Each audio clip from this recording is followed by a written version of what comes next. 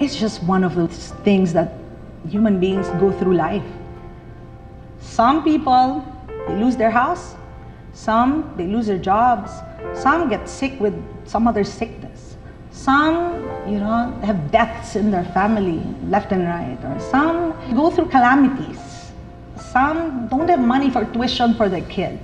These are struggles that are a part of life. And some have cancer. I first discovered that I had breast cancer. That's how I found out. And you go through, the biopsy and then the mastectomy, and then they give you a healing time of a month and a half. After that, they scan you to prepare you for chemotherapy. And during that prep was when they discovered that I also had cervical cancer. Nagkaroon ako ng cervical cancer noong March 2011. So, 42 years old ako noon. I was diagnosed March 7, went into treatment starting April 1 to May 31. So basically, I'm still in a recovery period. About 7 years ago, I had a fungal infection. And when I had it checked, my doctor wanted to, find out why I had a fungal infection. And so she had everything checked out. And I had what they called intraepithelial squamous precancerous cysts. I'm not sure of the order. I think it's precancerous intraepithelial squamous cysts in my cervix. Nag-bleed ako eh. And then after bleeding, napunta na ako sa aking OB-GYN. Pag tingin niya, yun nga, may bukol yung cervix ko. And then sabi niya, magpa-pap smear ako, ultrasound and trans-B, lahat. Biopsy, lahat lumabas doon namang resulta. Sabi ng OB ko, tatapatin kita, hindi ko gusto yung nakita ko, I see a big mass 6 cm. Tapos hindi ko pa rin alam. So parang sabi ko, okay, what could it be? And then she said, because you asked, I will be honest with you, but you will still have to undergo some procedures and I will refer you to another doctor. Tapos sabi niya, but it might be cervical cancer. And I was like, what? Di nga. Hindi ako makapaniwala kasi nga I didn't know anything about it, so medyo nagulat ako. Parang ang first reaction ko, kung meron akong thought bubble dito, parang, really? Ako, meron. Parang gano'n. At that time, healthy ako eh. I was moving, okay naman ako. Tapos biglang, how can I have cancer? I was 29 at that time.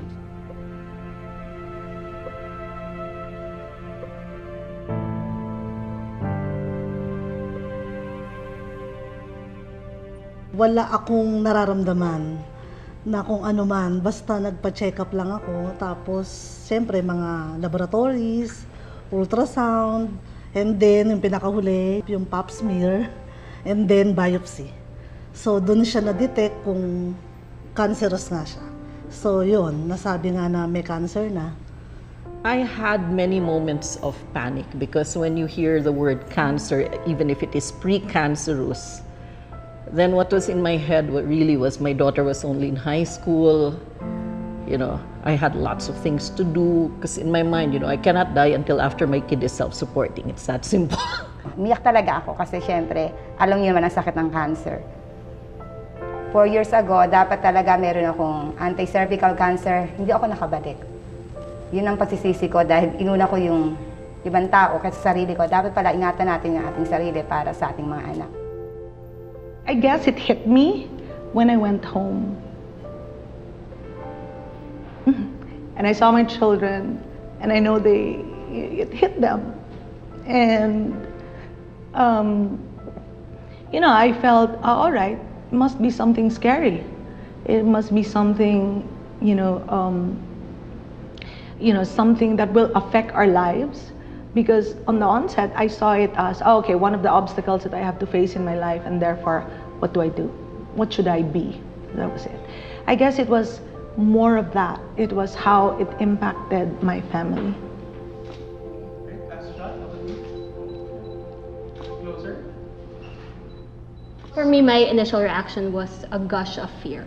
I was fearful of the uncertainty, and first thing that comes to head when you say cancer is death. And then there's cervical. And then you think, oh gosh, if we don't make it the first time, we're not gonna make the second. If they merge, all the more. And even if they say cervical, you know, now there's some, what do you call it? Shots, vaccinations for cervical. My mom's how old? Beats us. We don't even know about, you know, this whole vaccination thing. So more than fear is the word. It's beyond fear. Even I was more alarmed when I found out about cervical cancer because that's inside. And now that's scary because inside means it can go somewhere, it can spread. There were these things growing inside me which I didn't know were there and which I did not feel.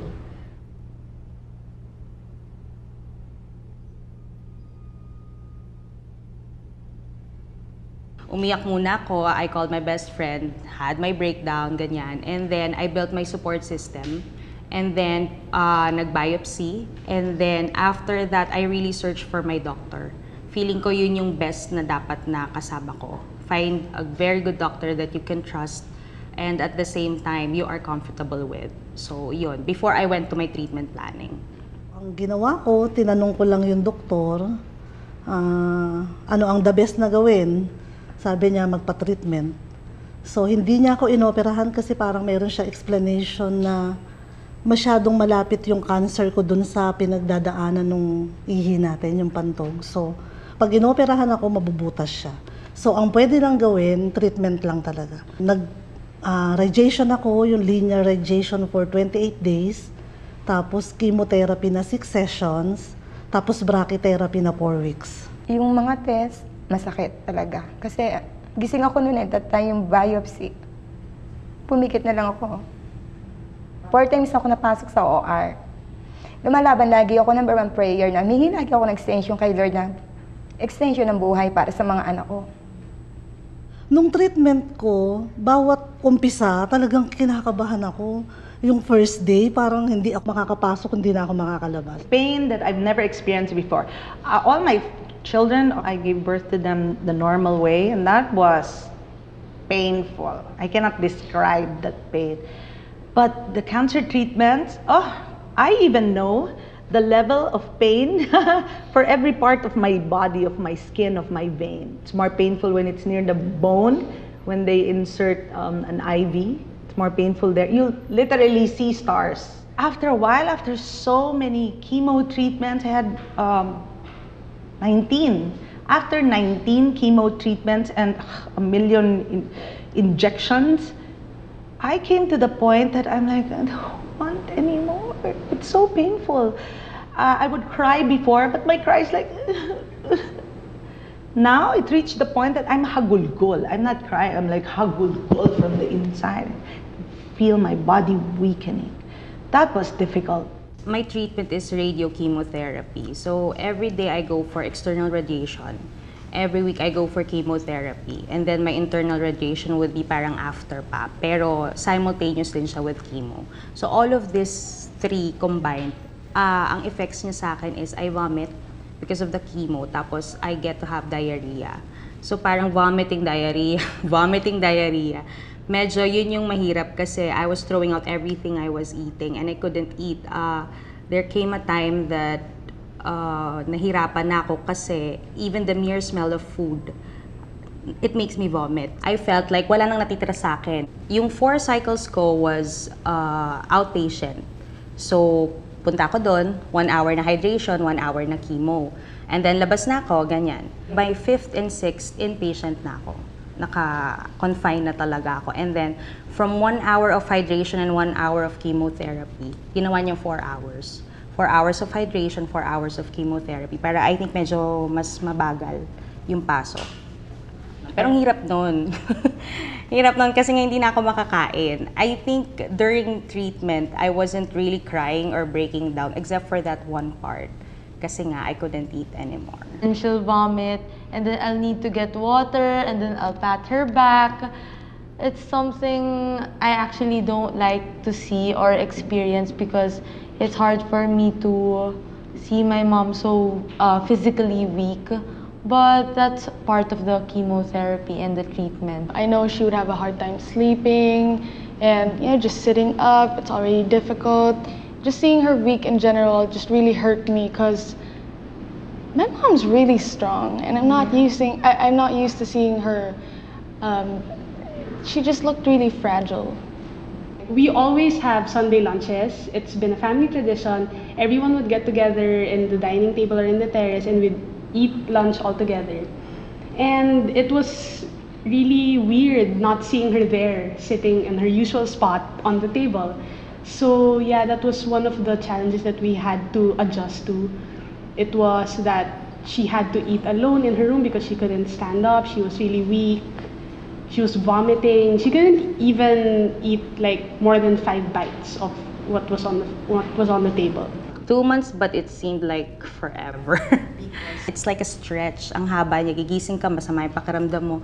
Tinatry mo to feel better, tinatry mo kumain. And then gabi na naman, matutulog ka naman, nagigising ka na naman, mas mahaba na naman siya. So it felt like years. Like I really couldn't wait for May 31. I couldn't wait na matapos na siya lahat. Because I really wanted to wake up na hindi na ako nahihilo. I wanted to feel normal at that time. 28 days yung radiation ko, kasabay ang chemo na every week. 3 months. 3 months siya. 3 months na treatment. $500,000. Ganun siya ganun siya kahirap. Paano mo yun nahanapin? It hits you financially. It's expensive. So that I believe was the most difficult, and especially because when you're down, you're going through treatment, and physically you really are down, and you're unable to function the way you normally function with your energy and all. Pag wala kang sakit, mas mababa ang gastos. Pag wala kang sakit, mas madali ang buhay. At pagka wala kang sakit, mas marami kang nagagawa.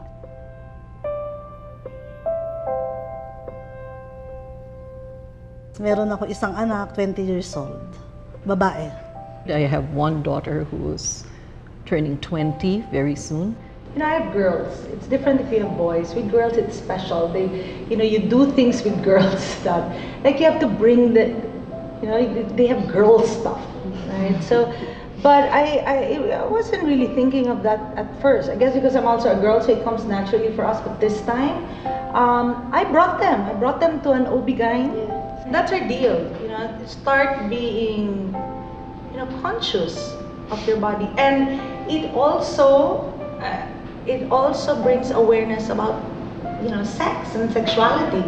We sat down and I had to, we openly talked about it because, as you talk about where do you get cervical cancer? And what we learned about it. And the beauty of it, and that's what I told them, the beauty of it is it can be prevented.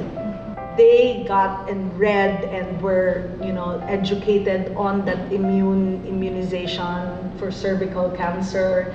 And I told them, you have to get your shots as early as now. Siya talaga meron na siyang vaccine. Yun din yung in-advise ng doktor na talagang i-vaccine na siya. She has been immunized. So when my husband's school, he teaches at a university, offered immunization.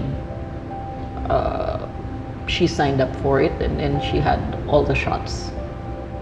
I know that getting vaccination is something na hindi appealing sa shopping list, particularly ng mga mas batang babae, di ba? Pero believe me, kapag hindi man siya appealing, pero later on, mas marirealize mo na mas magandang in-invest mo. Dati din, naririnig-rinig ko na yun, dead man naman. Kasi nga, I didn't know anything about it. So, kung kaya pa, magpa-vaccinate ka. I could myself stop it in its tracks, even at the stage I was in. You have full control in terms of cervical. So since it's the only one that you can actually prevent because of these vaccines, you'd be crazy not to take those vaccines, right? Now we're fully aware that we can prevent it and that it is our responsibility to take care of ourselves because we've seen how our mom suffered through the whole process. Dapat talaga tayo, number 1 na punta tayo sa OB-GYN, lalo na yung mga kababaihan na, kasi tayo yung nanganganak eh. Number 1, pap smear, regular, yearly. And then yung anti-cancer, cervical. Kung ginawa ko yung 2010, wala ako nito ngayon. Hindi ako na-operahan.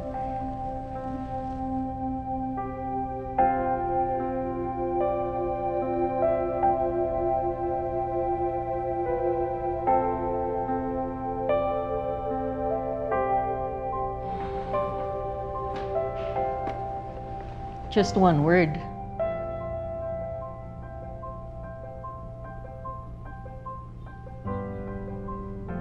Isa siyang malaking challenge sa buhay ko. In fact, I think it's the biggest challenge and it's my best accomplishment so far. Nothing's more challenging than what I went through. Sobrang hirap niya kasi I didn't know na darating sa akin that I was really gonna fight for my life. The challenges were more emotional than physical.